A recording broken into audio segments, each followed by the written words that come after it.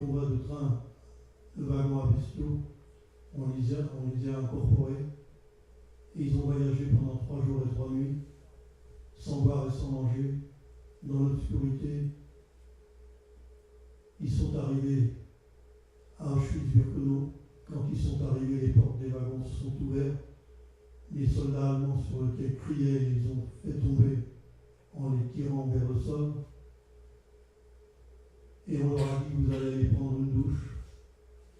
Et ils ont été se déshabiller. Et ils sont rentrés dans cette chambre à gaz. Et ils sont tous morts. Et je parle toujours de ces enfants dans chacun de mes témoignages, avec émotion. Mais j'en parle volontairement parce que j'ai l'impression que lorsqu'on continue à parler de vous, on n'est pas tout à fait mort. Et grâce au fait que je parle d'eux, je les fais un peu revivre. Je crois que rien n'est pire que l'oubli. Nous sommes restés plus d'une quinzaine de jours dans ce camp d'Allende et on nous a transportés à Drancy. Drancy, c'est la banlieue parisienne. Certains d'entre vous connaissent peut-être. C'était un immeuble inachevé qui avait été préparé pour être des immeubles de HLM, un immeuble en U,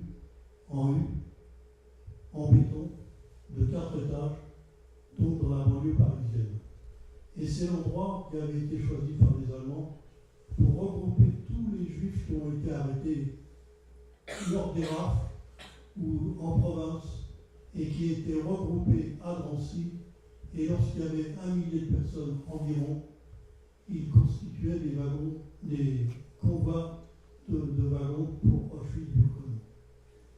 Et donc, lorsque nous sommes arrivés à Drancy, c'est là où a commencé, après la rame du Veldiv, la déportation des enfants. Et donc, ma mère et moi, nous étions destinés à partir par le prochain convoi. Mais il faut que vous sachiez qu'à Drancy, il y avait des catégories de personnes qui avaient le privilège de n'être pas déportables. Alors, quelles étaient ces catégories? Eh bien, il y avait d'abord ce qu'on a appelé les demi-juifs, c'est-à-dire ceux qui étaient nés d'une mère catholique et d'un père juif, ou d'un père catholique et d'une mère juive. Donc, ces gens-là qui avaient les deux parents de religions différentes étaient catégorisés dans les demi-juifs et à cet effet n'étaient pas déportables. Il y avait également les conjoints et les conjointes d'Ariens, c'est-à-dire les hommes et les femmes mariés avec des catholiques et qui bénéficiaient du fait qu'ils n'étaient pas déportables quand ils pouvaient prouver que leur conjoint était de religion catholique. Et il y avait également une troisième catégorie qui était les citoyens des nations qui faisaient la guerre alliées à l'Allemagne, c'est-à-dire les Espagnols, les Italiens, les Roumains, les Turcs. Donc toutes ces catégories de personnes, quand ils pouvaient prouver qu'ils étaient de nationalité de cet État, ils ne partaient pas en déportation. Et puis il y avait une dernière catégorie qui était les femmes de prisonniers de guerre. Je vous ai dit tout à l'heure que l'armée française avait perdu la guerre en 1939-1940, et l'armée française avait été faite prisonnière et envoyée dans des camps en Allemagne qu'on appelait des stalags, où ils bénéficiaient de ce qu'on a appelé la Convention de Genève, qui était une convention entre les États qui réservait aux prisonniers de guerre un sort acceptable, c'est-à-dire une nourriture suffisante pour survivre, et puis des conditions de vie, de travail qui étaient tout à fait normales et qui permettaient d'avoir une captivité acceptable. Et les femmes de prisonniers de guerre bénéficiaient également de cette convention de Genève et à ce titre n'étaient pas déportables non plus. Mais ma mère et moi, quand on est arrivés, on ne fait partie d'aucune de ces catégories et on est classé dans le prochain combat qui part sur Auschwitz-Birkenau avec le destin que je vous ai expliqué. Mais ma mère a eu la chance de rencontrer un cousin à elle qui était marié avec une catholique et qui à ce titre n'était pas déportable, qui a dit à ma mère, il faut absolument qu'on trouve quelque chose pour que vous ne portiez pas en déportation. Alors, je vous dis tout de suite, quand on était à Drancy, on ne savait pas qu'à l'arrivée du convoi vers la destination, il y avait les chambres à gaz et les fours crématoires. Mais on se doutait bien qu'on ne nous envoyait pas dans un camp de vacances et que les conditions de vie étaient difficiles. On nous disait que vous allez aller à l'Est, sans nous préciser où exactement, dans un camp de travail, et donc vous n'aurez pas d'autres problèmes à supporter. Mais même si on se doutait que ce n'est pas... Et si on ne savait pas que c'était les chambres à gaz qui nous attendaient, on évitait parce qu'on savait bien que ce n'était pas dans les camps de vacances qu'on nous envoyait. Et le cousin de ma mère qu'elle a rencontré a été voir une femme de prisonnier de guerre et a demandé qu'elle raconte à ma mère l'histoire de son mari, c'est-à-dire où il avait été mobilisé, quel était le numéro de son régiment, où il avait fait la guerre, où il était prisonnier, dans quel camp en Allemagne c'était, enfin le maximum de détails, et il a fait apprendre ça par cœur à ma mère. Et vous savez, il ne s'agissait pas de dire aux Allemands, mon mari est prisonnier de guerre, pour qui vous croit. On passait devant une commission qui essayait de détecter si ce qu'on disait c'était la vérité ou c'était des mensonges. Et quand il s'apercevait que c'était une supercherie, là il devenait très violent et il nous brutalisait.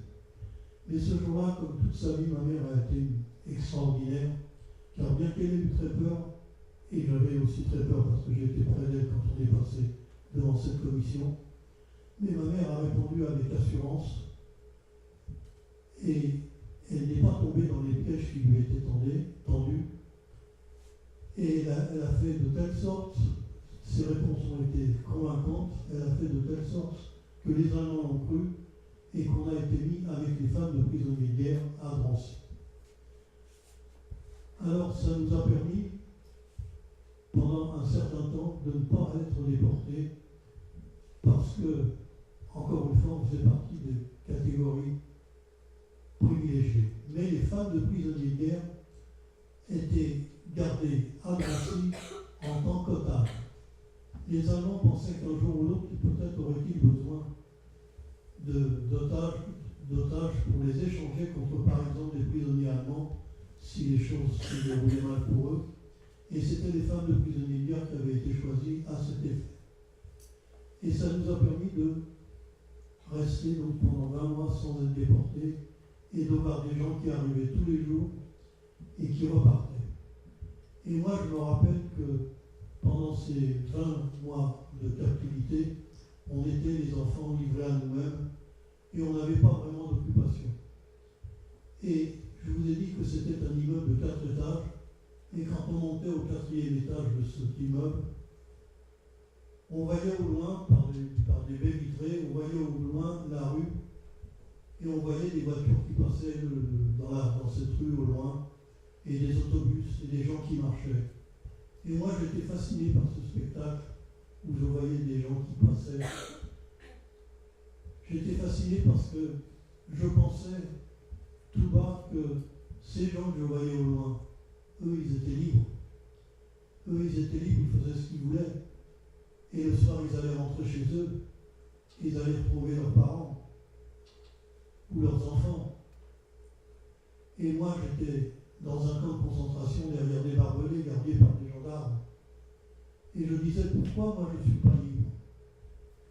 Et la liberté, j'avais compris à ce moment-là, car il faut être interné ou derrière des murs de prison pour comprendre le bonheur qu'on a quand on est libre, car la liberté, vous ne pouvez pas vous imaginer le bonheur que c'est que d'être libre. Vous vivez dans un pays démocratique où on est libre de faire tout ce que l'on veut, où la liberté elle est totale à partir du moment où on n'empiète pas sur la liberté des autres. Et ça, c'est la condition première du bonheur. On ne peut pas être heureux sur Terre si on n'est pas libre. Vous savez, il y a des tas de pays dans le monde actuellement où les gens ne sont pas libres et doivent subir le joug d'un dictateur interdictions et des problèmes de camps de concentration. Et c'est là où j'ai compris que la liberté, c'est un bonheur pour l'humanité. Et je crois que dans la devise républicaine, liberté, égalité, fraternité, on a mis le mot liberté en premier. Je crois que ce n'est pas un hasard. Je crois que d'être libre, c'est quelque chose de formidable. Pensez-y. La guerre avançait et les Allemands se rendaient compte que cette guerre, ils n'allaient pas la gagner, peut-être. Et je vous rappelle que les femmes de prisonniers dont nous faisions partie étaient des otages. Ils ont donc décidé de déporter les femmes de prisonniers, mais de ne pas les déporter à Auschwitz-Birkenau en Pologne, mais de les déporter en Allemagne, dans un camp qui s'appelle Bergen-Belsen. Alors peut-être n'avez-vous pas entendu parler de Bergen-Belsen, mais c'était le camp où peut-être certains d'entre vous en ont entendu parler, était Anne Frank. J'étais dans le camp avec Anne Frank, qui était comme moi et comme tous les autres, un numéro de matricule. Et elle est morte, c'était une petite jeune fille hollandaise qui avait 15, 16, 17 ans et qui avait, avant d'être arrêtée, s'était cachée. Et quand elle était enfant cachée, elle a écrit un journal qui a été retrouvé après la guerre par son père et qui a été édité et qui est devenu un best-seller dans le monde entier. Malheureusement pour elle, elle est morte 15 jours avant la libération du camp de Bergen-Belsen. Elle est morte du typhus. Donc on est arrivé, les femmes de prisonniers avec leurs enfants, sans qu'on les sépare les mères de leurs enfants, à Bergen-Belsen, qui n'était pas un camp d'extermination. C'est-à-dire qu'il n'y avait pas de chambre à gaz à Bergen-Belsen. C'était un camp de travail, un camp de concentration. On avait donc une chance de s'en tirer. Mais ceci étant, les conditions de vie étaient exécrables. Et on a commencé, dès qu'on est arrivé, à souffrir. Et la première souffrance qu'on a endurée, c'est la souffrance de la faim. De la faim parce que ce qu'on nous donnait à manger, c'était tout juste pour survivre. On avait une soupe avec des rutabagas à l'intérieur, et 2 fois par semaine, 2 ou 3 fois par semaine, on avait une ration de pain de 4 cm. Et il fallait essayer de survivre avec ces nourritures qui étaient encore une fois tout juste suffisantes pour survivre. Et au début, on est arrivé, on était encore avec des forces physiques, mais petit à petit, le manque de nourriture a fait en sorte qu'on s'est affaibli. Et vous savez, quand on a faim, car à la fin, vous le savez, puisque vous avez certainement eu faim un jour ou l'autre, mais vous avez la chance, quand vous avez faim, de manger quelque chose. Nous, la faim était permanente. Et quand on a faim, on ne pense qu'à manger. On ne rêve que de manger. On ne parle que de manger. C'est une souffrance terrible. Mais permettez-moi de vous dire que, pour moi, bien que j'ai souffert de la faim, ça n'a pas été la plus grande de mes souffrances. La plus grande de mes souffrances, ça a été le froid. Le froid, car en effet, l'hiver 1944-1945 a été, en Allemagne, très rigoureux. On a eu des températures de l'ordre de moins 15, moins 20 degrés. Et quand il fait si froid, c'est insupportable. D'autant plus que tous les jours, à Bergen-Belsen, il y avait l'appel. On devait se réunir tôt le matin sur la grande place de Bergen-Belsen, groupés par des différents numéros de baraque. Et cet appel pouvait durer 2 heures, 3 heures, 4 heures. C'était à la fantaisie des Allemands qui venaient pour nous compter quand bon leur semblait. Mais nous, on était là tôt le matin à attendre qu'ils ne passent devant nous. Et on était là, sous la pluie, sous la neige, dans la boue, mal couverts, mal nourris, immobiles, sur cette grande place à attendre qu'on vienne enfin nous compter. Et vous savez, dans ces moments-là, le froid, c'est insupportable. Nos membres se raidissent, notre se fige. Moi, j'avais l'impression que la moelle de mes os était solidifiée à l'intérieur de mes os, tellement j'avais froid. Les membres se raidissent. Et au bout d'un certain temps, de certaines heures, quand les Allemands arrivaient enfin pour nous compter, il fallait être au garde à vous, regarder droit devant soi, sans bouger. Et si pour une raison ou pour une autre, l'un d'entre nous faisait quelque chose qui déplaisait à l'Allemand qui venait pour nous compter, il était tiré des rangs, il était brutalisé, et on le laissait mort, comme mort, sur le sol. Donc on avait tous très peur d'être un parmi ceux-là, de faire quelque chose qui puisse déplaire et d'être brutalisé. Ce qui fait qu'on a souffert de la faim, on a souffert du froid, on a souffert des coups, on a souffert de la peur, et c'est pas tout. Vous savez, quand il fait moins 15, moins 20 degrés, l'eau se fiche dans les tuyaux. Et quand il y a de l'eau, il faut être courageux, avec de l'eau glacée, de se déshabiller pour se laver. Donc on se lavait plus. Et quand on ne se lave pas, il arrive quelque chose d'effroyable, il arrive les poux. Les poux, non pas les poux dans les cheveux, non, la vermine, les poux de corps. Les poux de corps qui vous rongent, qui vous mangent, et qui vous apportent une maladie effroyable, qui s'appelle le typhus. Les rats amènent la peste, les poux amènent le typhus. Et le typhus, c'est une maladie où on ne résiste pas longtemps. Il y a une période d'incubation qui dure quelques jours, et quand le microbe a fait sa place dans votre organisme, vous mourrez. Et il y a eu une épidémie de typhus à Bergen-Belsen, et les gens tombaient comme des mouches. Et comme il n'y avait pas de four crématoire, les cadavres jonchaient le sol, les yeux grands ouverts dans la position où ils avaient quand ils sont morts. Les yeux grands ouverts comme si c'était des yeux qui vous reprochaient d'être encore vivants alors qu'eux étaient déjà morts. Mais paradoxalement, pendant cette période où je voyais tant de gens mourir, et quand je voyais tant de cadavres qui jonchaient le sol, moi je croyais que je m'en tirerais. Moi je faisais mes projets d'avenir. Moi je disais quand je serai libéré, je mangerai telle et telle chose, je ferai telle et telle chose. Quand je serai grand, je ferai tel et tel métier. Bref, à ce moment-là, ça n'a pas duré, je vais vous l'expliquer dans quelques instants. À ce moment-là, en tout cas, j'espérais que je m'en tirerais et que je ne mourrais pas.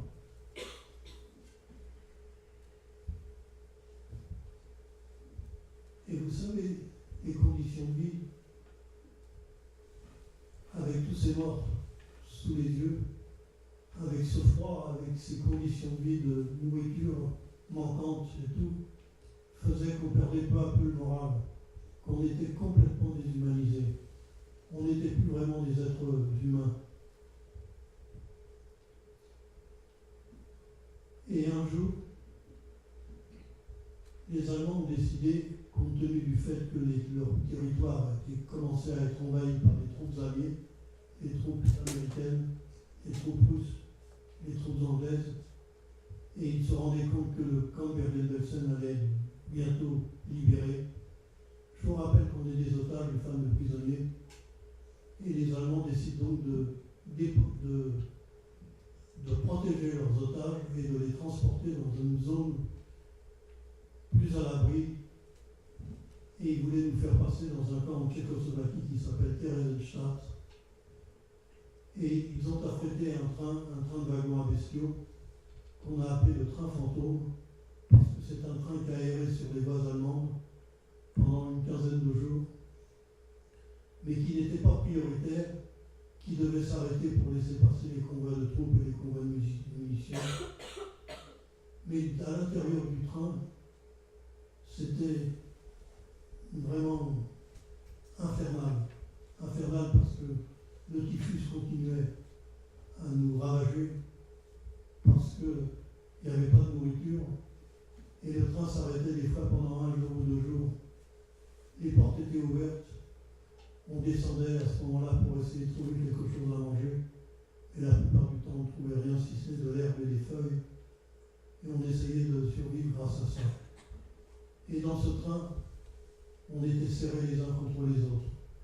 Et je vais vous raconter ce qui s'est passé dans ce train une nuit, et qui a été pour moi la nuit la plus terrible de ma captivité, la nuit où j'ai été désespéré. Le train était arrêté, j'étais près de ma mère, on essayait de dormir, et à un moment, ma mère a bougé, et sans faire exprès, elle a réveillé la personne qui était à côté d'elle. C'était un Hollandais.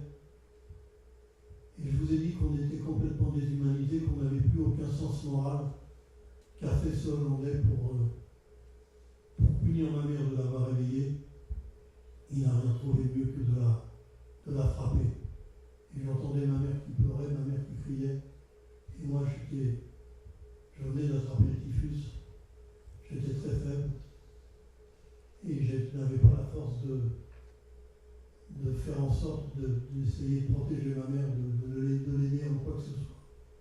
Et ça me désespérait. Je pleurais. Et j'ai dit à maman, viens, on redescend du train. Il était arrêté. On est descendu. Je me suis allongé sur le ballast. Et là, je dis à maman, j'en peux plus. Si c'est ça, vivre, si vivre, c'est souffrir, si demain j'aurai les mêmes souffrances qu'aujourd'hui, je préfère arrêter tout de suite. Vous savez, pour vivre, il faut avoir envie de vivre. La vie n'est possible qu'à partir du moment où vous avez envie de vivre. Je me rappelle au camp des gens qui, lassés de souffrir, se laissaient aller, et au bout de quelques jours, quand vous vous laissez aller, vous ne résistez pas. Et moi, j'en étais arrivé à ce point où vraiment, sincèrement, je ne désirais pas continuer à vivre. Et ma mère pleurait. Ma mère disait, on va bientôt être libéré, résiste encore. Et effectivement, on entendait le bruit du canon qui se rapprochait de là où on était. Et je lui disais avec entêtement, non, j'en peux plus. Et maman m'a dit la seule chose qui a fait que je suis remonté avec elle dans le train. Elle m'a dit, si tu m'aimes, tu vas essayer de résister encore. Et j'aimais ma mère plus que tout au monde. Et donc je suis remonté avec elle dans le train. Et dès le lendemain, le train de nouveau était arrêté. Et on cherchait de la nourriture et tout d'un coup on a vu arriver des cavaliers. C'était des soldats, mais pas des soldats allemands, des soldats russes. Ils parlaient une langue qu'on ne comprenait pas. Et ils ont été effarés de voir ce train de fantômes ambulant. Et surtout, ils ont été effrayés parce qu'on était porteurs du germe du typhus, qui est une maladie très contagieuse. Et ils ont eu peur qu'on contamine leurs troupes. Ils ont été désemparés. Ils ne savaient pas quoi faire de nous. On était à côté d'un village allemand, près de Berlin. Il s'appelle Trobitz. Les Russes nous ont dit, allez vous installer dans ce village. Si vous avez des problèmes avec les populations, n'ayez aucune crainte, on est là pour vous aider. On est arrivé dans ce village, il était complètement désert, parce que les populations allemandes avaient peur des Russes qui avaient été envahis l'année précédente par les troupes allemandes et les troupes allemandes s'étaient conduites vis-à-vis des populations d'une manière effroyable, brûlant des villages et exterminant des personnes. Ils ont eu peur que les Russes en fassent autant vis-à-vis d'eux, et ils sont partis se cacher dans la forêt. Et on est arrivé dans un village, dans une maison, où on a pu s'installer, et on a trouvé du ravitaillement, et on était affamés. On s'est jeté et on a mangé déraisonnablement des nourritures riches. Et vous savez, quand un organisme n'est pas habitué à recevoir des nourritures riches, et que tout d'un coup, il en reçoit au-delà même du raisonnable, car quand on avait mangé et qu'on n'avait plus faim, on continuait à manger pour essayer de se venger de la période on avait tant eu faim. Et malheureusement, il y en a qui n'ont pas résisté à cet afflux de nourriture déraisonnable et qui sont morts une fois libres d'avoir trop mangé alors qu'ils avaient tant souffert d'avoir faim. Les Russes se sont organisés et ont réquisitionné l'école du village et ont isolé tous les gens qui étaient atteints du typhus, dont je faisais partie, et ont essayé de les soigner avec le service sanitaire qui suivait les troubles. Et malheureusement, il y en a qui n'ont pas résisté trop atteints qu'ils étaient par le typhus, par le microbe du typhus, et qui sont morts quand même une fois libres. Mais moi, j'ai eu la chance de m'en tirer. Et le 29 juin 1945, c'est-à-dire presque un an après la libération de Paris, qui avait été libérée le 24 août 1944, on a été rapatriés, ma mère et moi, et on a été accueillis à l'hôtel UTCA qui avait été préparé à cet effet pour recevoir les déportés et leur faire passer aussi une visite médicale. Et on nous a donné une veste, un pantalon, une chemise, une paire de chaussures, une paire de chaussettes et 100 francs. Et on nous a lancé dans la nature à nous réacclimater à cette société qu'on avait quittée 3 ans auparavant. Et ça a été vraiment très difficile. Vous savez maintenant, quand vous avez un détournement d'avion ou un attentat et que les gens qui ont assisté à ces événements ont été atteints psychologiquement, on leur envoie des psychologues pour les aider à se reconstruire. Nous, on nous a lancés dans la nature après tout ce qu'on avait enduré et à nous d'essayer de réussir à se réinsérer dans cette société. Et puis moi, quand on m'a passé la visite médicale, on a vu que 3 ans de privation, 3 ans de captivité avaient fait en sorte que quand je suis revenu, j'étais atteint de la tuberculose. J'étais tuberculeux. Alors vous savez, maintenant la tuberculose, c'est une maladie qu'on a pratiquement éradiquée. Mais à l'époque, la pénicilline n'existait pas. Et pour guérir, il fallait aller dans un sanatorium pendant une longue période. Moi, j'y suis allé pendant 2 ans et demi, après mes 3 ans de captivité. Et ça n'a pas été avec un moral extrême parce que j'en avais vraiment assez. J'avais envie de retrouver une vie normale au milieu de tout le monde. D'autant plus que pendant cette période de 3 ans et de 2 ans de sanatorium, je n'avais pas été à l'école. Je ne savais rien. Quand j'étais arrêté, j'avais 9 ans. Et vous savez, à 9 ans, on ne savait pas grand-chose. Et depuis, je n'avais eu aucune instruction. Ce qui fait que on m'a mis quand même dans un lycée, au lycée Arago, place de la Nation. Et là, on m'a mis en 4e l'année d'avant le brevet. Et mes camarades avaient fait 2 ans d'anglais. Mes camarades avaient fait de la chimie, de la physique, de l'algèbre, de la géométrie, toutes ces matières qui pour moi étaient complètement dépassées, que je ne connaissais pas du tout. J'ai vraiment eu beaucoup de mal à rattraper le temps perdu, mais j'ai eu la chance d'avoir une mémoire sensationnelle, ce qui fait que ce que je ne comprenais pas, je l'apprenais par cœur, et ça m'a permis, l'année d'après, d'avoir mon brevet, et quelques années après d'avoir mon bac, mais pas du premier coup malheureusement. Voilà ce qui m'est arrivé entre le jour de mon arrestation et le jour de ma libération. Et j'ai écrit une page et demie que je voudrais vous lire et qui résume un petit peu ce que je vous ai dit et que j'ai appelé la beauté de la vie.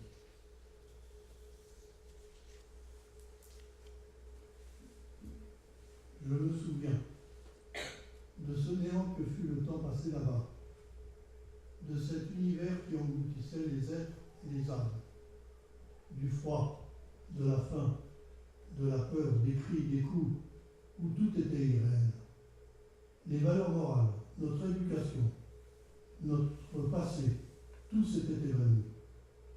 Restait le camp Bergen-Belsen et la société concentrationnaire avec ses lois, ses règles, son langage, ses chefs et bien sûr sa terreur.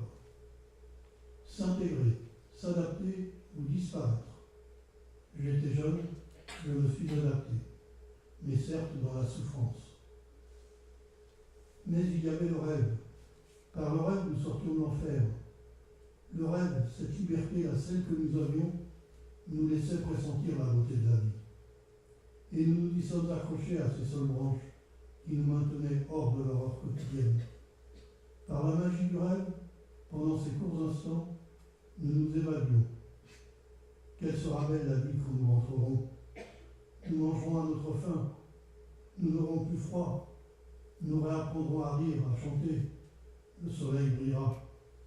Le pouvoir du rêve. Ce pouvoir nous a permis de percevoir le monde sous une autre dimension. L'espérance d'une fraternité universelle qui ne tiendrait plus compte des différences de race, de religion ou de n'importe quelle autre particularité. Nous pensions que nous ne reviendrions pas. Nous avions perdu là-bas l'habitude d'espérer. La mince frange qui séparait la vie de la mort était tellement ténue que la mort ne savait pas quand elle arriverait. Mais logiquement, elle devait arriver. Ce qui ne nous a pas empêchés de lutter pour notre survie. Notre but, tenir jusqu'au soir. Et le soir, essayer de tenir jusqu'au lendemain. Nous avions perdu notre identité, perdu nos repères. Nous n'étions plus des êtres humains. André Malraux, en visite au camp d'Auschwitz, a écrit « Pour la première fois dans l'histoire du monde, des hommes ont donné des leçons à l'enfer. » Fin avril 1945 a vu la fin de mon voyage dans l'au-delà, la libération. Mais paradoxalement, pour la majorité d'entre nous, le retour a été un calvaire. Quelques-uns, très peu, ont retrouvé la chaleur d'un foyer, une famille au complet. Pour eux, le retour fut relativement facile. Mais pour la plupart qui, comme moi, n'ont rien retrouvé, ce fut une époque noire. La réinsertion longue, difficile, douloureuse. Nous sommes revenus désemparés, très malades. La tuberculose, des séquelles de typhus, de dysenterie nous ravageaient. En rentrant, nous pensions renouer avec le passé, retrouver une identité profondément altérée par 3 ans de camp. Mais personne ne nous attendait. Nous avons été confrontés à une société incrédule, inapte à nous comprendre. Personne n'était prêt à écouter l'indicible, l'inracontable, l'inimaginable. Alors pendant des décennies, nous n'avons plus parlé. Je n'ai pas parlé pendant 40 ans. Je ne pouvais pas sortir de moi le moindre mot se rapportant à ma déportation. Ma femme, ma fille m'ont posé des questions et je ne pouvais pas y répondre. Alors pendant des décennies, nous n'avons plus parlé. Il fallait que l'on oublie, car nous étions enfin libres. Nous n'avions plus à avoir peur. Nous n'avions plus faim ni froid. L'ombre de la mort s'estompait. Nous avons redécouvert, avec une sensibilité, une acuité décuplée, la beauté du jour, du soleil, le parfum des fleurs, le chant des oiseaux. Nous en rêvions là-bas. Mais nous avions oublié que cela pouvait exister. Et peu à peu, la vie a repris le rythme interrompu par l'indicible. Plus de 70 ans se sont écoulés. J'ai eu des enfants, des petits-enfants, qui sont ma joie de vivre, et qui sont notre revanche à nous les survivants. Ils ne nous ont pas tous exterminés. Notre descendance en témoigne. Nous avons réintégré le monde qui nous entoure, mais pas totalement cependant. Une partie de nous est restée ancrée là-bas, dans le sinistre camp de la mort. Mais nous ne voulons plus nous taire. Plus même, nous refusons que la Shoah soit oubliée. Le souvenir de l'immense tragédie qui nous frappa ne nous a jamais quittés. Nous ne voulons ni banaliser la Shoah, encore moins banaliser le mal. Nous ne voulons plus de nouveaux camps. Mémoire vivante des camps, nous luttons contre tout ce qui peut rappeler une purification ethnique, contre toute atteinte aux droits élémentaires de l'homme. Je crains que la montée de l'intolérance et les effets pervers du nazisme ressurgissent au grand jour. Je crains aussi ce qu'a prédit Primo Levi. Cela est arrivé, cela peut arriver encore. Mais je veux croire envers et contre tout qu'il n'y aura plus d'Holocauste, que tout à chacun pourra vivre en paix, jouir des beautés de la vie, et que ces rêves qui là-bas nous ont tant aidés, nous puissions ensemble les réaliser. Peut-être n'est-ce qu'un vœu pieux, et peut-être aussi Ben Gurion avait-il raison quand il affirmait que celui qui ne croit pas au miracle n'est pas réaliste. Moi, je veux être réaliste et croire au miracle.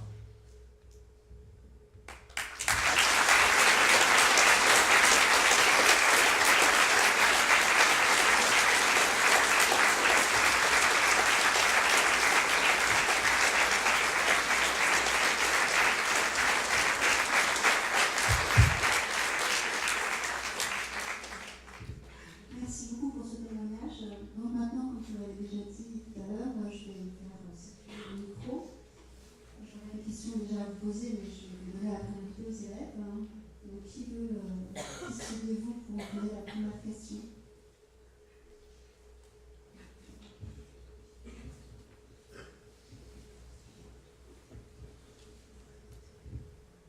Avant que vous soyez retourné en France, qu'est-ce que votre mère a fait quand vous étiez pendant votre cure? On a été rapatriés. Eh bien, la vie a été très difficile parce que d'abord ma mère a retrouvé mon frère qui n'était pas là lorsqu'on a été arrêté et qui a été ce qu'on a appelé un enfant caché.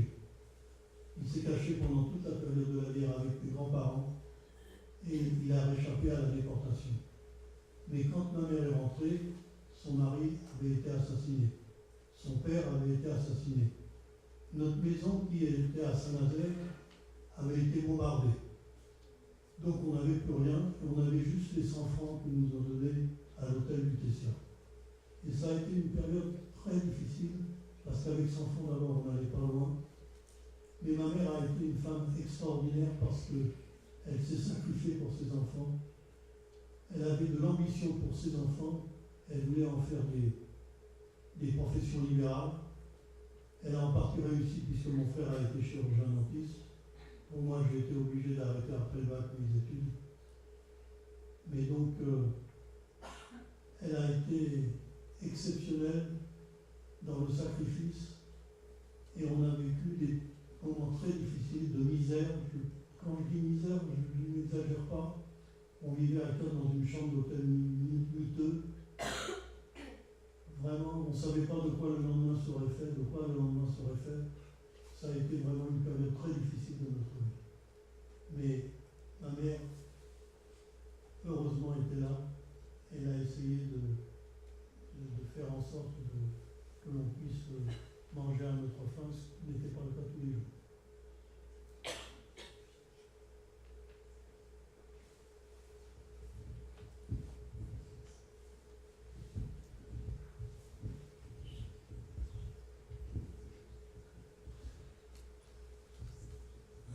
Est-ce que quand vous êtes rentré en France, vous êtes toujours senti français ou alors abandonné par le pays? Je n'ai pas bien entendu, excusez-moi, je suis un peu tard. Est-ce que quand vous êtes rentré en France, vous vous êtes senti français ou vous vous êtes senti abandonné par le pays? Bon, c'est vrai que les Français, pendant la guerre, il y avait deux catégories. Il y avait les gens qui résistaient à l'occupant et il y avait les collaborateurs. Et il y avait le gouvernement qui était un gouvernement de collaboration. À tel point que c'est la police française qui a fait en sorte de participer ou même d'effectuer l'arrestation de tous les juifs, qu'ils soient français ou étrangers. Donc, effectivement, j'aurais pu avoir des choses à reprocher à mon pays, car le rôle d'un gouvernement, c'est de protéger ses citoyens, quelles que soient les conditions qui se présentent. Ça n'a pas été le cas. Je n'ai pas été protégé par le gouvernement français. Mais je suis français. Je n'ai pas choisi non plus d'être naître en France. Mais je suis français, j'ai la culture française, et c'est mon pays. Et à la Libération, le général de Gaulle, qui a été le chef du gouvernement français, a choisi une politique qui consistait à essayer de réconcilier tout le monde. Car en effet, il y avait ces deux catégories, les résistants et les collaborateurs qui s'opposaient, les résistants essayant de se faire justice, mais ça n'aurait pas participé à la reconstruction idéale de la France. Et le maréchal de Gaulle, le général de Gaulle, pardon, excusez-moi, a décidé de passer l'éponge et a essayé de faire l'unité dans le peuple français. Et donc je faisais partie de ce peuple français et j'ai oublié les griefs que je pouvais avoir vis-à-vis de la France qui ne m'avait pas protégé, ni mes parents.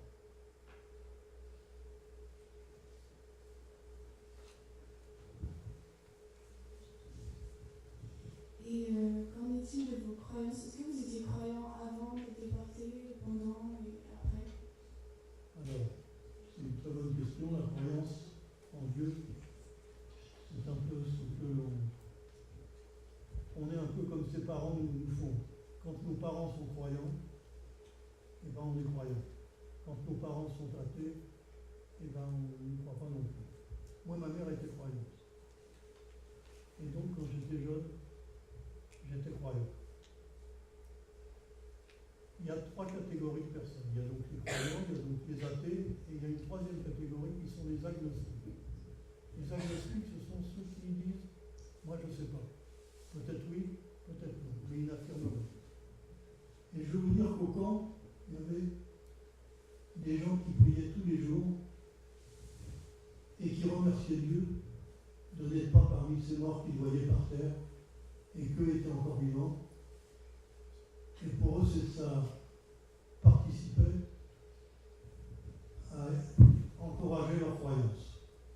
Mais il y avait d'autres personnes aussi qui, arrivant au camp, étaient croyants, mais voyant les conditions de vie qu'on leur imposait, mais voyant tous ces morts, voyant tout ce qui se passait, qui disaient, mais que fait Dieu? Pourquoi n'intervient-il pas? Ne dit-on pas Dieu tout-puissant, Dieu de miséricorde? Alors, ils perdaient un peu leur foi. Moi, j'avoue que la croyance que j'avais étant enfant a un peu évolué vers les agnostiques. Il y a des fois où j'ai besoin de croire, et d'autres fois, au contraire, où me rappelant tout ce que j'avais vu et tout ce que j'avais enduré, me décourage un peu de continuer à croire. Mais quelle que soit votre attitude, que vous soyez croyant, que vous soyez athée, il faut accepter que les gens puissent être différents de vous. Ça s'appelle la tolérance. Et rien ne dit que vos convictions, vous les garderez tout le temps, qu'elles soient d'un côté ou qu'elles soient de l'autre. Je crois que la foi, ça ne se communique pas. La foi, c'est un don du ciel. Et je crois que c'est une chance quand on croit en Dieu, car rien n'est fini. Ce qui n'est pas le cas que quand on est athée. Je ne sais pas si je m'explique bien, mais enfin, je crois que vous m'avez compris quand même.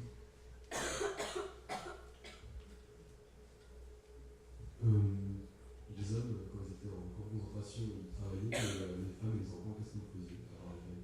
Je n'ai pas bien entendu, excusez-moi. Les femmes et les enfants, qu'est-ce qu'ils faisaient quand ils étaient en camp de concentration? Alors, je vous rappelle que Bergen-Belsen, c'était un camp de travail. Donc quand on y arrivait pour travailler. Et donc tous les adultes partaient dès le matin après l'appel dans des commandos de travail pour effectuer des travaux de terrassement, des travaux difficiles, ou dans des ateliers ou à l'extérieur. L'idéal, c'était d'être dans un atelier parce que quand il faisait si froid, d'avoir à travailler dehors, c'était encore plus difficile. Mais les enfants, tous les jours, ils avaient une soupe qu'on leur donnait. Et les Allemands ne pouvaient pas accepter qu'ils puissent donner une soupe à quelqu'un sans contrepartie. Donc, aux enfants, on les avait assignés à la propreté du camp. Ce n'était pas quotidien. Mais de temps en temps, on nous donnait une brouette et on nous disait par exemple toutes les pierres que vous voyez, vous les mettez dans la boîte et les pierres, vous les transportez là-bas. Le lendemain, on nous donnait une boîte et on nous disait toutes les pierres que vous avez transportées là-bas, c'est pas là-bas qu'il faut que ce soit, c'est là-bas. Donc, ce qui prouvait bien que ce que l'on nous demandait de faire, c'était inutile, mais c'était une obligation. C'était impossible de rester sans avoir un travail à effectuer, et même celui-là, il fallait le faire. Voilà ce que c'était pour les enfants, alors que les adultes allaient tous les jours dans des commandos de travail. Et après, quand vous avez arrêté vos études, vous avez fait quoi après? Alors, j'ai fait de multiples métiers. Que je vous dise pourquoi j'ai fait mes études. J'ai arrêté mes études. Mon frère était en 3e année de l'école dentaire et il n'avait plus que 2 ans pour être diplômé. Moi, je venais d'avoir le bac et je devais rentrer à la fac pour faire mes études. Et ma grand-mère est tombée malade et ma mère qui travaillait a été obligée d'arrêter de travailler pour s'occuper de ma grand-mère qui était paralysée. Et il fallait que l'un d'entre nous, mon frère ou moi, nous arrêtions nos études. Et comme j'étais le plus loin du but, puisque mon frère n'avait plus que 2 ans à faire pour être diplômé, moi, il fallait que j'entreprenne soit pour être médecin, soit pour être dentiste, au moins 5 ans d'études. J'étais trop loin du but et c'est moi qui ai été obligé d'arrêter de travailler. Mais au départ, je savais rien faire. Donc, j'avais un ami qui était représentant dans une maison et qui m'a dit « Viens, je vais te faire rentrer dans la maison ». C'était une maison qui vendait des accessoires pour moto et scooter. Donc, j'ai fait de la représentation avec une serviette d'échantillon et je ne vous dis pas que j'ai eu beaucoup de succès. Mais j'avais une charge de famille et il fallait que je me défonce pour pouvoir faire en sorte de pallier à nos besoins. Et ça n'a pas été très facile. Mais le temps arrange pas mal les choses. Et jusqu'à ce que je me marie, tout ce que j'entreprenais, c'était difficile et je ne réussissais pas. Et puis ma fille est née. Et du jour où elle est née, ma fille, c'est comme si elle était arrivée avec dans ses petits bras, plein de bonheur. Tout a changé pour moi. Tout ce que j'entreprenais après me réussissait. Donc j'ai fait de l'électroménager. Et même maintenant, je continue à travailler maintenant, mais avec mes enfants. J'ai une galerie de tableaux. Et tout a changé. Alors que les débuts ont été très difficiles, petit à petit, ça s'est arrangé. Et maintenant, ça va très bien.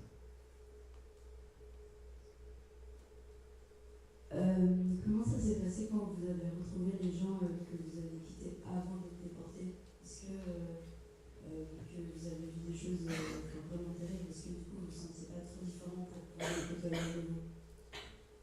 Je n'ai pas entendu la fin. Est-ce que vous vous sentiez pas trop différent pour côtoyer les gens que vous côtoyez avant d'être déportés? Quand je suis revenu de déportation, mon grand désir, c'était d'être un parmi vous autres. Et pas différent de vous autres. Je ne voulais pas qu'on me catalogue comme un ancien déporté. Ça, d'abord parce que je ne pouvais pas parler, et parce que je n'avais pas envie de parler. Et donc, mon désir, c'était, à l'école par exemple, je ne disais pas que j'étais un ancien déporté. Mes camarades étaient un peu étonnés de mes insuffisances dans mes études, mais j'arrivais à faire en sorte de m'immiscer dans les groupes et je ne parlais pas. Mais quand ma fille est née, elle me posait des questions quand elle a grandi. Elle était intéressée par mon parcours. Et moi, je ne pouvais pas parler. Je vous l'ai dit, je n'ai pas parlé pendant 40 ans. Mais j'avais honte de moi. J'avais honte de moi parce que nous, les anciens déportés, on a vis-à-vis de vous un devoir de vous raconter nos histoires pour vous aider, pour que vous compreniez jusqu'où peut aller parfois la cruauté de l'homme pour l'homme. Ça s'appelle un devoir de mémoire. Et moi, je me rendais compte que je ne remplissais pas ce devoir, ni vis-à-vis de vous, ni même vis-à-vis de mes enfants. Et comme je ne pouvais pas parler, un jour, j'ai décidé d'écrire. Et quand j'ai écrit, j'ai mis 6 ans pour écrire un texte. Je ne dis pas un livre parce que c'est prétentieux, je ne suis pas un écrivain. Mais j'ai écrit un texte où j'ai raconté ce que je vous ai raconté aujourd'hui. Étant entendu que j'ai mis au point la chose suivante, que tout ce qu'on pouvait écrire et que tout ce qu'on pouvait dire, de toute façon, c'était loin de la réalité. Ce que je vous ai dit là aujourd'hui, et ce que j'ai enduré, ce que j'ai vécu et ce qu'étaient les conditions de vie, ça n'a rien à voir. C'était vraiment irracontable. Mais pour écrire ce texte, il a fallu que j'aille chercher en moi, dans le plus profond de moi, ce qui m'empoisonnait. Vous savez, quand vous avez un problème psychologique et que vous allez voir un psychologue, qu'est-ce qu'il fait le psychologue? Il vous fait parler. Il vous fait parler parce que ça s'appelle une analyse. Une analyse, quand vous dégagez, quand vous parlez, vous ressortez tout ce qui vous empoisonne, tout ce qui vous bloque. Et moi, ça m'a fait du bien. Je me suis fait une sorte d'auto-analyse, d'avoir à rechercher pour raconter tout ce que j'avais comme souvenir qui m'importunait. Et j'ai réussi à me libérer. Et après ce texte, j'ai réussi à parler d'abord à ma fille et à mon fils. Et puis après, je vais maintenant témoigner le plus possible, le plus souvent possible, pour essayer de me rattraper le retard. Je sais que je n'ai pas répondu exactement à la question, mais comme je n'ai pas tout entendu, je m'en occuperai comme ça.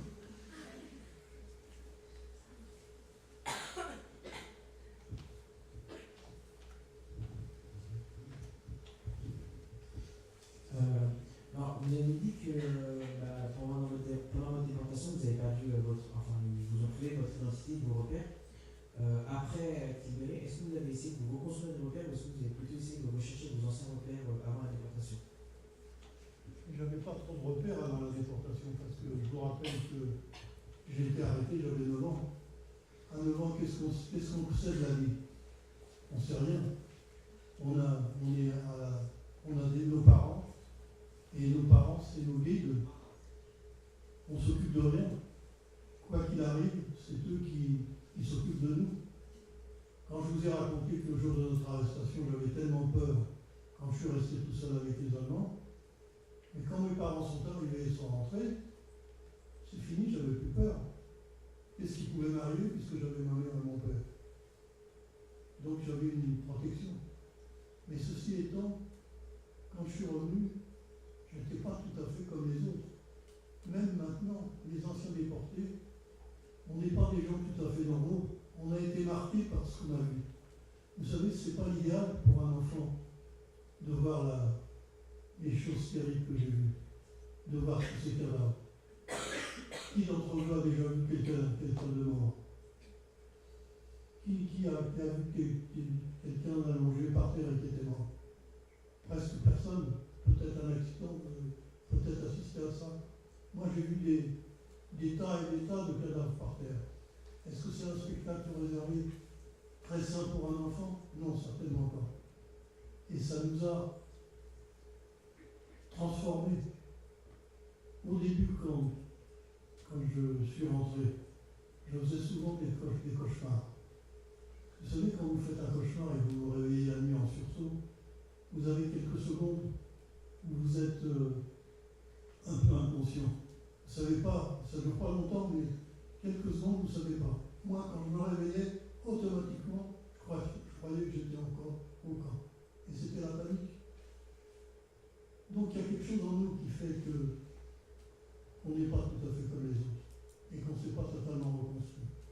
Et de toute façon, la reconstruction a été très difficile parce que, comme je l'ai dit dans mon texte, on n'a pas été accueillis comme on aurait aimé l'être.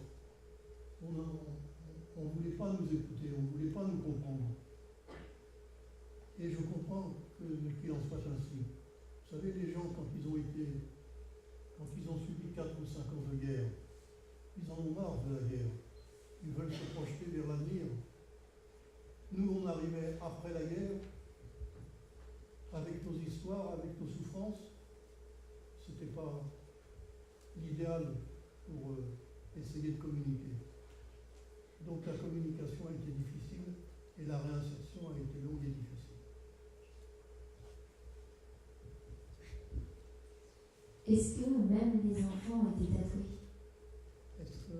Même les enfants étaient tatoués? Alors, le tatouage n'avait lieu qu'à Auschwitz.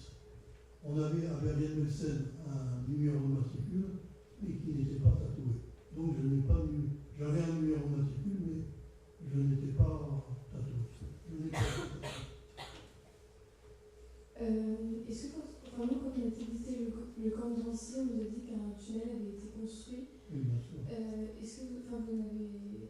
J'étais à Drancy au moment où le tunnel a été construit, et malheureusement, il n'a pas été jusqu'au bout. Ils ont été repris, et ils étaient à 1 mètre derrière les barbelés.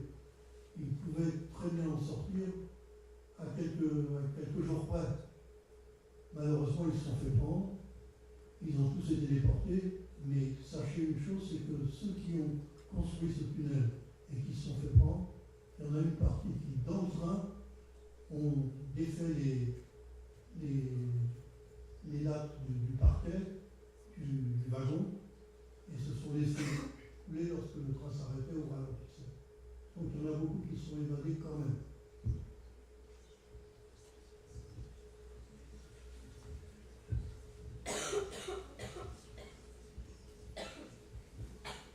Est-ce que vous avez rencontré des anciens déportés et si oui, est-ce que ça vous a aidé à évoluer, à vous projeter? Est-ce que... Vous avez rencontré des anciens déportés? Oui. Pendant que je ne parlais pas, je ne voyais pas non plus la télévision quand il y avait des films. J'évitais tout ce qui rappelait la déportation. Mais un jour, j'ai vu dans le journal une personne dont le nom disait quelque chose, avait écrit une pièce de théâtre qui racontait justement son séjour en déportation. J'ai été voir cette pièce. Et après avoir vu cette pièce, j'ai demandé à rencontrer la personne qui l'avait écrite et qui était là. Et c'était une petite fille, à l'époque, qui était fille de prisonnier de guerre aussi, qui avait grandi bien sûr, et qui avait écrit cette pièce. Et quand elle est venue pour me voir, parce que j'avais demandé à la voir, je lui ai dit, je m'appelle Victor Peraya, est-ce que vous vous rappelez de moi? Elle m'a dit, mais bien sûr, on est tombé dans les bras l'un de l'autre. Elle m'a dit, tu sais, tu devrais venir avec nous. On a fondé une amicale qu'on a appelée les enfants de Bergen-Belsen. Une amicale où tu retrouveras quelques-uns des rescapés comme nous, qui nous sommes réunis, et rassure-toi, nous ne sommes pas réunis, nous n'avons pas fondé cette amicale pour parler de la déportation. Mais on parle de nos vies, on parle de nos enfants, on parle de ce qu'on a connu, de nos expériences personnelles, et tu verras, c'est très agréable. Par curiosité, j'y suis allé, et effectivement, j'ai rencontré des anciens petits camarades qui avaient grandi, qui avaient vieilli, qui avaient des enfants, qui avaient des petits-enfants. Et instinctivement, sans qu'on s'en rende compte, entre nous, il se passe quelque chose de particulier. On a une certaine complicité les uns envers les autres. Comme si le fait d'avoir vécu ensemble les mêmes souffrances au même moment, au même endroit, font qu'on a en commun quelque chose de très, très amical. Et je continue à aller voir de temps en temps, à tel point même qu'on a été à l'anniversaire du 65e anniversaire de la libération du camp de Bergen-Belsen, on a été faire un pèlerinage tous ensemble. Et ça a été une immense déception.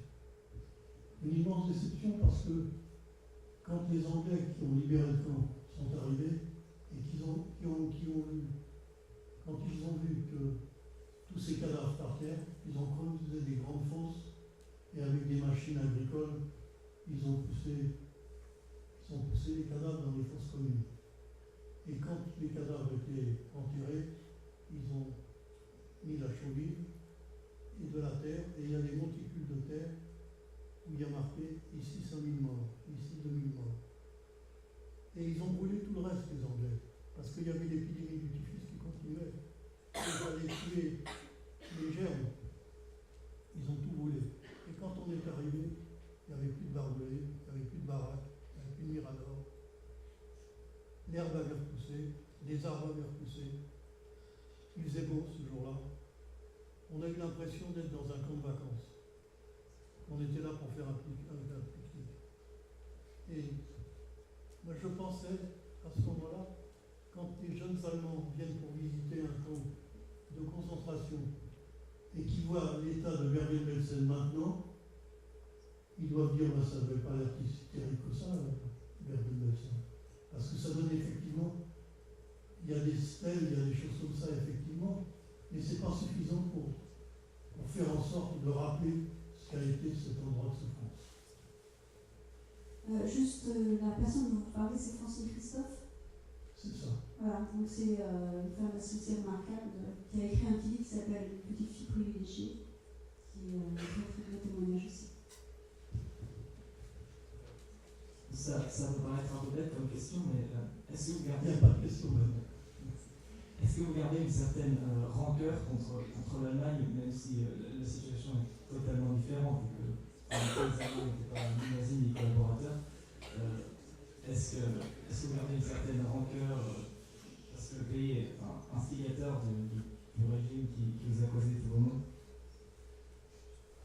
J'ai essayé d'expliquer tout à l'heure ma position. J'ai eu des regrets de ne pas avoir été protégé, mais rancœur, c'est peut-être un grand mot. Je ne dis pas que ça m'a fait plaisir, mais j'ai pas de rancune.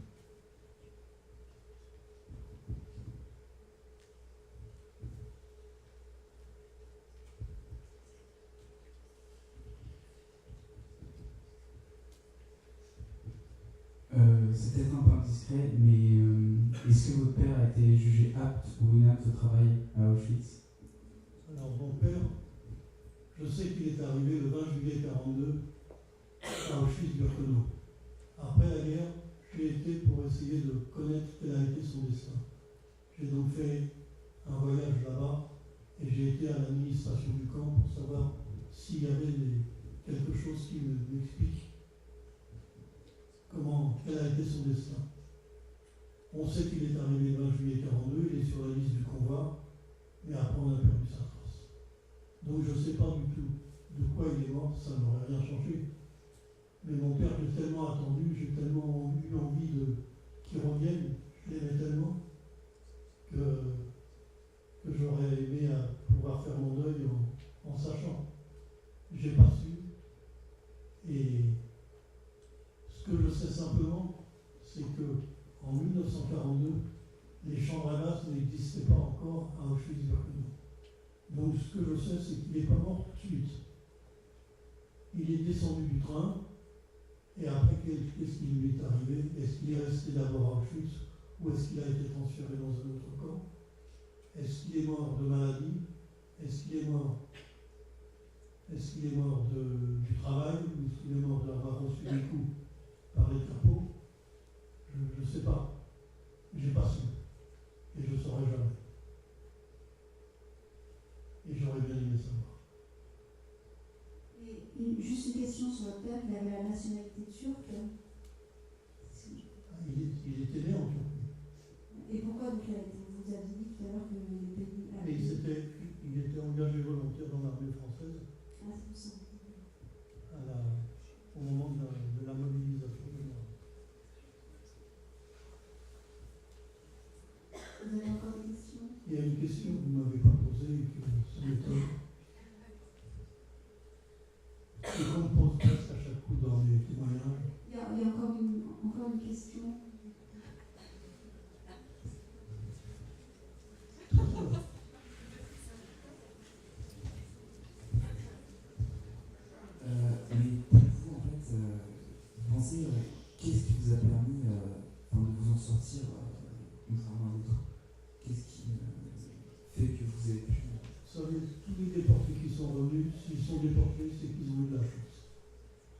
ont eu la chance.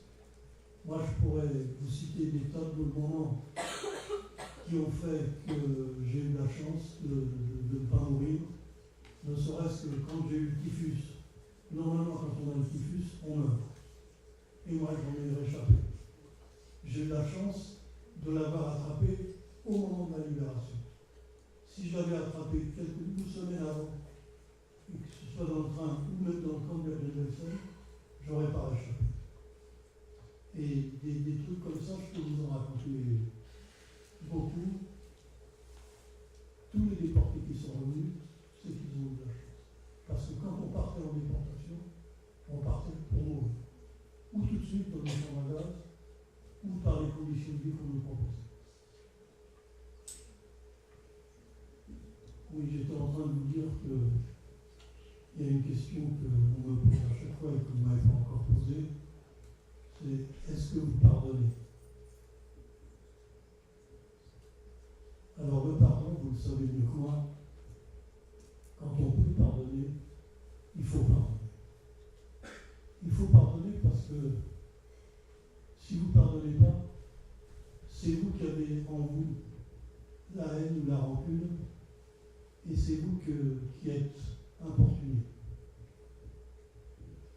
Mais peut-on tout pardonner? Alors je vais énoncer un postulat. Ne peut pardonner que celui qui a été directement offensé. C'est trop facile en effet de pardonner une faute quand on n'en a pas subi les inconvénients. Et qui a subi les inconvénients de la Shoah, par exemple? Les 6 millions de morts. Et est-ce que ces 6 millions de morts pardonnent? On ne sait pas. On ne saura jamais. Ce qui prouve bien que le pardon n'est pas acceptable, on ne peut pas l'accorder. Et moi, personnellement, si je pardonnais l'assassinat de mon père et de mon grand-père qui aussi a été déporté et qui est mort à Auschwitz aussi, si je pardonnais à leurs bourreaux, j'aurais l'impression de les assassiner une deuxième fois. Donc, à ceux qui ont fait cela, je ne pardonne pas. Alors encore une fois, je n'en veux pas aux populations d'après la guerre. On n'est pas responsable des fautes qu'ont commis nos parents ou nos grands-parents, mais à ceux qui ont été capables de faire ce qu'ils ont fait, je ne pardonne pas.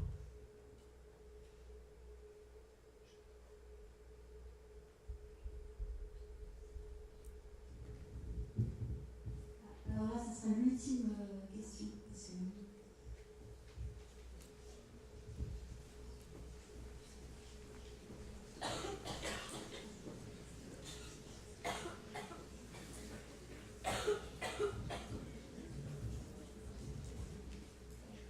Est-ce que dans les camps de concentration, dans vos travaux, est-ce qu'il y avait des groupes qui s'armaient de rivalité ou au contraire c'était des applications qui s'armaient au sein des déportés?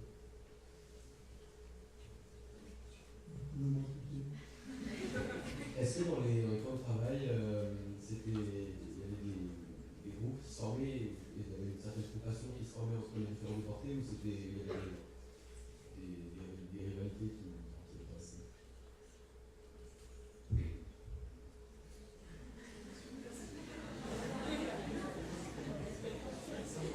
Est-ce que dans les camps de travail, il y avait des rivalités qui se formaient entre les différents déportés ou est-ce que c'était une forme de compassion qui se... Nous, on n'avait pas de choix dans ce qu'on nous disait de faire. Et les Allemands avaient fait en sorte de se faire aider dans la discipline par ce qu'on a appelé des capots.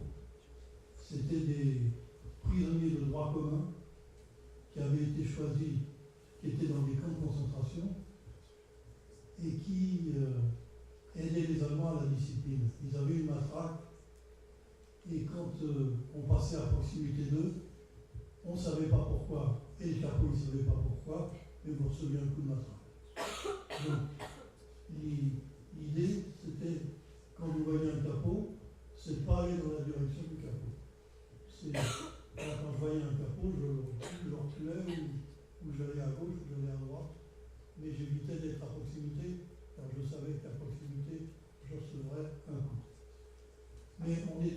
sous la discipline. On n'avait pas le choix, il n'y avait pas de rivalité possible. On était obligé de faire ce qu'on nous disait de faire. Et même quand on le faisait, s'ils jugeaient qu'on le faisait mal, on recevait des coups. Donc, c'était vraiment très très difficile d'avoir la possibilité d'un choix quelconque dans le travail qu'on devait effectuer. Je n'ai pas répondu non plus à la question.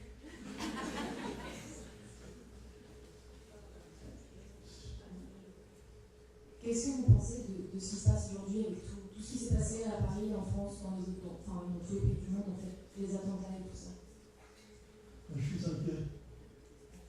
Je suis inquiet parce que, pas pour moi, je vous le dis tout de suite, moi mon avenir il est derrière moi. Moi je risque plus rien. Mais j'ai des enfants et j'ai des petits-enfants. Et je ne voudrais pas que mes petits-enfants et mes enfants subissent un jour ce que moi j'ai eu à endurer. Et malheureusement, la vie est un éternel recommencement. Alors, soyons vigilants, apprenons à vivre tous ensemble, même quand nous sommes différents les uns les autres. Et je dirais quelque chose que vous connaissez bien, vous ici.